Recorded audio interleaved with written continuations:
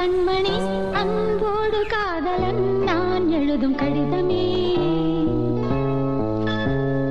பொன்மணி உன் வீட்டில் சௌக்கியமா, நான் இங்கு சௌக்கியமே. உன்னை எண்ணி பார்க்கையில் கவிதை கொட்டுது, அதை எழுத நினைக்கையில் வார்த்தை முட்டுது.